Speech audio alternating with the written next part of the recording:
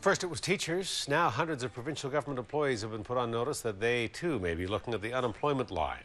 It is the second round of cuts to hit BC's public service since a $2.8 billion deficit threw BC's books into chaos. Now, the full impact of this will not be known until the end of spring, but we don't have to wait to see the growing tension between a cost-cutting Liberal government and a union that's getting ready for a difficult round of contract talks. While the tone was upbeat, the Premier's message was not particularly new. What are you going to tell these guys? I'm going to say the future is bright for them, because it is. Encouragement Gordon Campbell has shared with the BC Truck Loggers Association before, but perhaps more difficult for Campbell and his Forests Minister Pat Bell to deliver, given what happened today.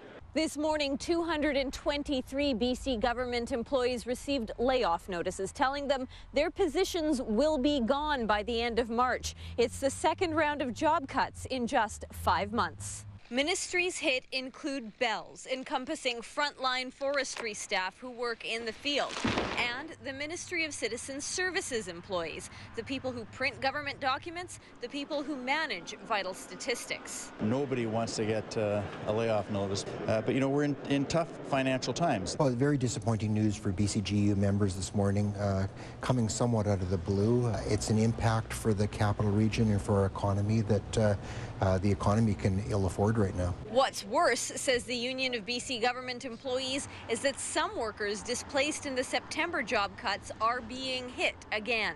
The layoffs come just as the union and province square off for a new round of contract talks.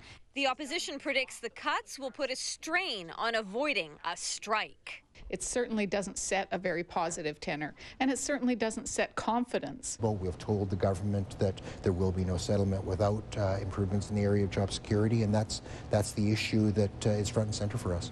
The union will say what they say, right? I think that what we have been very clear is that we respect the public sector. To soften the blow, news that Campbell's MLAs won't get an annual cost of living raise. But the BCGEU questions the value of a gesture that amounts to no more than a couple of $1,000. It's not a given that there would have been a cost of living increase for MLAs to start with. Both sides say they are committed to making sure people who received pink slips find other government jobs.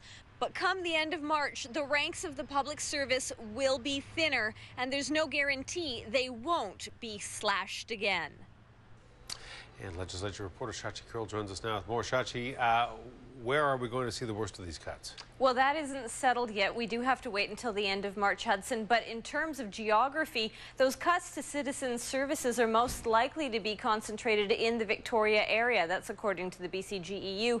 Now, in the last round of cuts, the Greater Victoria Chamber of Commerce was publicly downplaying the impact that the loss of these public servants will have on businesses in the downtown core. But with today's news, and if more cuts keep coming, it simply means fewer people spending money in Victoria cafes and coffee shops, and it's part of the greater ripple effect of job losses that happen in any community. All right, we'll keep watching. Shachi, thank you. You're welcome.